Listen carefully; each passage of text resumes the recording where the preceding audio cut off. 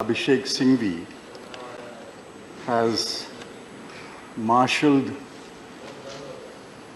the legal arguments and placed the facts before this House and appeal to them, appeal to the House and appeal to the Treasury benches not to proceed with this bill because this bill is unconstitutional.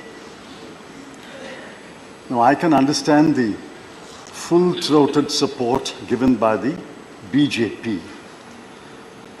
But what I do not understand is the half-hearted support extended by two of my learned friends representing the BJD and the YRCP. They know that this is unconstitutional. I think the Law Ministry knows it is unconstitutional. It's like a moth which burnt once when it approaches a fire, again approaches the same fire, and again approaches the same fire because it's a moth. Now, this government tried it once, it failed. It tried it a second time, it failed, and you're trying it a third time. I wish you what you will get, a spectacular failure when this bill is taken up to the Supreme. Be that as it may. I'm not getting into the legal arguments because we are not a court of law, nor, I'm sure, anyone in the chair wants to be a judge. We are the Council of States. We are duty-bound to protect the rights of states, rights of union territory. We are not representing an individual parliamentary constituency. I'm representing a state. Each one of my learned friends is representing a state. And collectively, we should represent all the states of India. What are we? Are we a union of states? Or are we going to become a union of moth-eaten states? Or a union of moth-eaten union territories? Or a union of municipalities? Please remember the old dictum, no taxation without representation. That's the fundamental premise of a representative and parliamentary democracy. Delhi has, according to the figures I sourced today, 3.17 crore people. Now, the 3.17 crore elect a government. They elect a government to govern them, to take decisions on their behalf. The underlying premise is we are a representative and parliamentary democracy. You may ask me, where are those words in the Constitution? Those words are in the Constitution. The magic words are that there shall be a council of ministers with the chief minister at its head to aid and advise the lieutenant governor. The words aid and advise is not some kind of a friendly advice. Aid and advise has a long constitutional history. Aid and advise means the real power is in the council of ministers. The LG exercises formal power. The real power is with the ministers of the government. The formal power is with the President of India. Aid and advise is magical words. What we are doing today is subverting the three magical words, aid and advice. Now, people are watching us. It's not only the 200 odd members in this house. People of Delhi are watching us. They will watch us today on television, on YouTube. They will know that this government is attempting to take away the real power of the elected representatives and put it in the hands of bureaucrats. Now, I asked in a tweet, and I'll ask this question. What is the merit you file with the bill? Leave alone the constitutional aspects. What is the merit you file? Is there merit in a 3-member authority where 2 officers will constitute a majority and overrule the chief minister?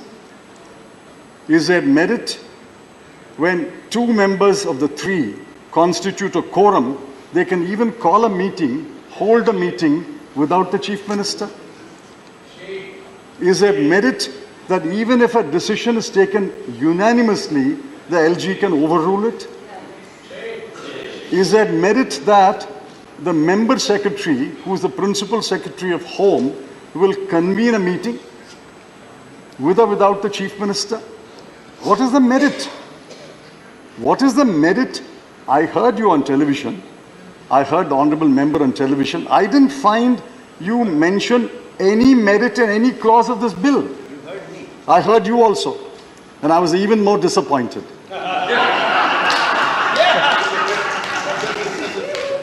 Therefore, what is the merit? What is the merit?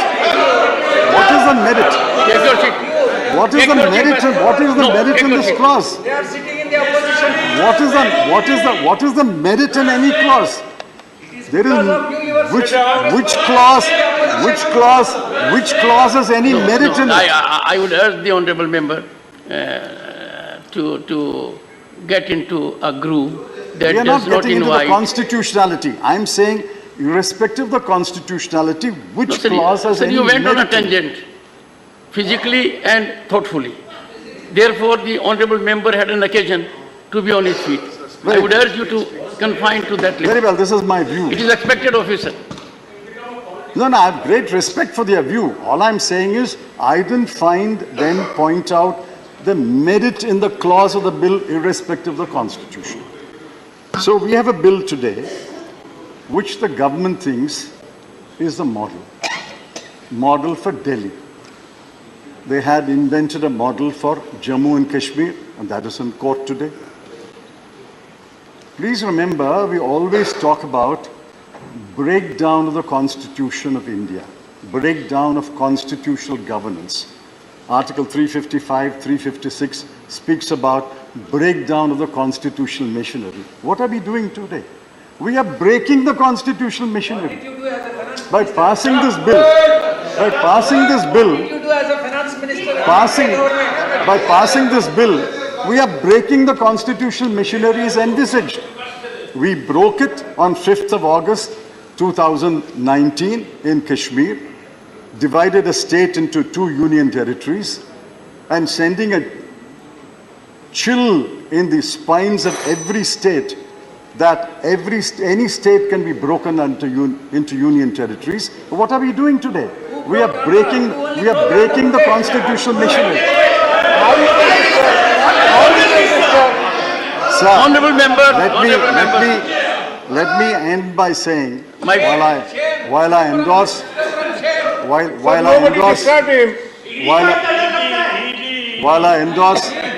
endorse whatever my good friend Dr. Singhvi said about the constitutionality, and there is another forum which will argue. Please remember, you have no constitutional authority to pass this bill, be that as it may. You have not even a moral authority to pass this bill. The treasury benches, when did they last win an election in Delhi? 15 years, Mrs. Sheila Dikshit was chief minister. I think there were 2 or 3 lieutenant governors. Please 1 minute. conclude. 2 or 3 lieutenant governors, and I was home minister for a while. Never once did the present present arrangement come in the way of Mrs. Sheila Dikshit functioning as perhaps one of the best chief ministers of this country. Shri Mahesh Jethmalani. Just one minute. Thank you. I asked you before I started, you said 10 minutes, therefore I'm speaking. It's not 10 minutes yet. Sir, 9 minutes. It's 9 minutes. It's 9 minutes. Nine. So it's not You 10 said minutes if as I... yet. Sir, My problem is that everyone needs support of Jairam. When did the BJP last win an election? They won an election before 1998. 1998 to 15 years, Congress government was there. And after 2013, it's the AAP government. You won an election 25 years ago.